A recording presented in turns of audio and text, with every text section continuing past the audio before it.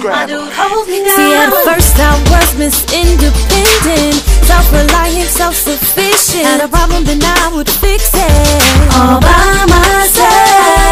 Yeah, I thought I had it all figured out, until the day I met my duty, turned it all around. 360 showed me what I was missing, simply earned my trust and attention. Holds me down. Oh, he catch me when I fall. He comes when I call. Never too busy for me, big or small. Holds me down. Oh, he's my soldier, fight for me, my umbrella. My dude holds me down. He's my anchor when I'm swimming in the deep. My lifeguard never let me drown in sleep. Like State Farm, he's like a good neighbor. He's always there, and he ain't going nowhere. My baby, this is me for nothing and no one.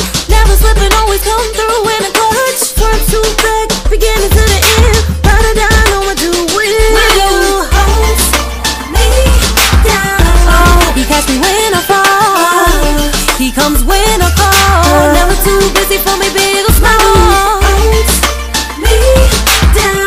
Oh, he's my soldier, fight for me, my umbrella. My dude holds me down. Oh, oh, oh, oh, oh, oh. He holds me down. My dude holds me down. Oh, oh, oh, oh, oh. I said he holds me down. Way down. Down. He catch me when I fall. He comes when I call. Never too busy for me, big or small. He's my soldier, my umbrella.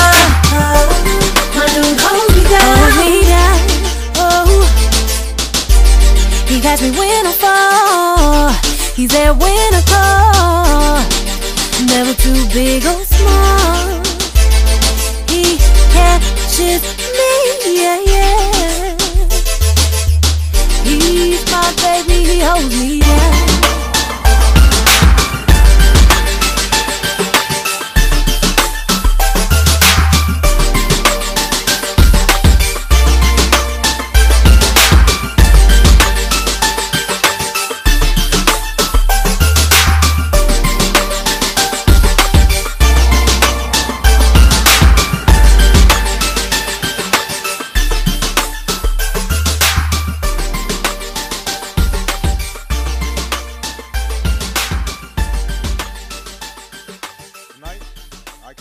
To the American people and to the world that the United States has conducted an operation that killed Osama bin Laden, the leader of al-Qaeda, and a terrorist who's responsible for the murder of thousands of innocent men, women, and children.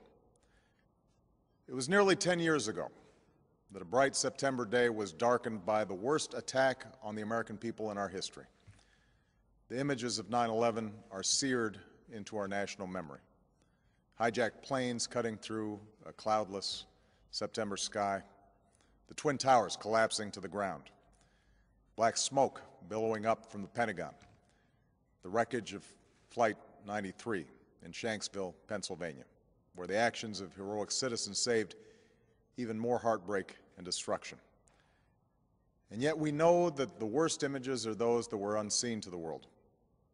The empty seat at the dinner table, children who were forced to grow up without their mother or their father, parents who would never know the feeling of their child's embrace, nearly 3,000 citizens taken from us, leaving a gaping hole in our hearts. On September 11th, 2001, in our time of grief, the American people came together. We offered our neighbors a hand, and we offered the wounded our blood. We reaffirmed our ties to each other and our love of community and country. On that day, no matter where we came from, what God we prayed to, or what race or ethnicity we were united as one American family. We were also united in our resolve to protect our nation and to bring those who committed this vicious attack to justice.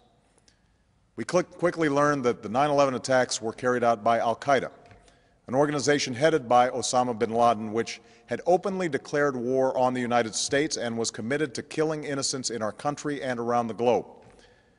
And so we went to war against al-Qaeda to protect our citizens, our friends, and our allies.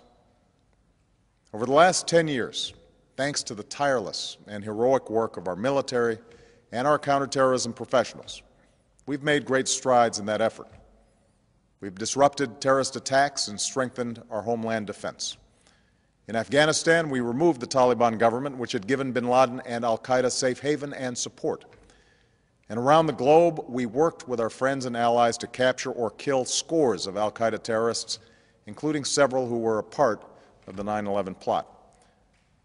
Yet Osama bin Laden avoided capture and escaped across the Afghan border into Pakistan. Meanwhile, al-Qaeda continued to operate from along that border and operate through its affiliates across the world. And so shortly after taking office, I directed Leon Panetta, the director of the CIA, to make the killing or capture of bin Laden the top priority of our war against al-Qaeda, even as we continued our broader efforts to disrupt, dismantle, and defeat his network. Then, last August, after years of painstaking work by our intelligence community, I was briefed on a possible lead to bin Laden. It was far from certain, and it took many months to run this thread to ground. I met repeatedly with my national security team as we developed more information about the possibility that we had located bin Laden hiding within a compound deep inside Pakistan. And finally, last week, I determined that we had enough intelligence to take action and authorized an operation to get Osama bin Laden and bring him to justice. Today, at my direction, the United States launched a targeted operation against that compound in Abbottabad, Pakistan. A small team of Americans carried out the operation with extraordinary courage and capability. No Americans were harmed. They took care to avoid civilian casualties. After a firefight, they killed Osama bin Laden and took custody of his body. For over 2 decades, bin Laden has been al-Qaeda's leader and symbol, and has continued to plot attacks against our country and our friends and allies. The death of bin Laden marks the most significant achievement to date in our nation's effort to defeat al-Qaeda. Yet his death does not mark the end of our effort. There's no doubt that al-Qaeda will continue to pursue attacks against us. We must, and we will, remain vigilant at home and abroad. As we do, we must also reaffirm that the United States is not and never will be at war with Islam. I've made clear, just as President Bush did shortly after 9/11, that our war is not against Islam. Bin Laden was not a Muslim leader. He was a mass murderer of Muslims. Indeed, al-Qaeda has slaughtered scores of Muslims in many countries, including our own. So his demise should be welcomed by all who believe in peace and human dignity.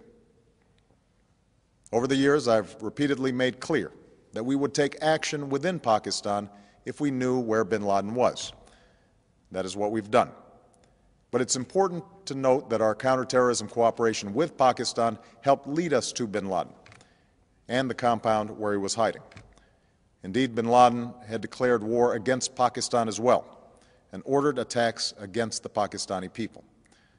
Tonight, I called President Zardari, and my team has also spoken with their Pakistani counterparts. They agree that this is a good and historic day for both of our nations. And going forward, it is essential that Pakistan continue to join us in the fight against al-Qaeda and its affiliates. The American people did not choose this fight. It came to our shores and started with the senseless slaughter of our citizens. After nearly 10 years of service, struggle, and sacrifice, we know well the costs of war. These efforts weigh on me every time I, as Commander-in-Chief, have to sign a letter to a family that has lost a loved one, or look into the eyes of a service member who's been gravely wounded. So Americans understand the costs of war. Yet, as a country, we will never tolerate our security being threatened, nor stand idly by when our people have been killed.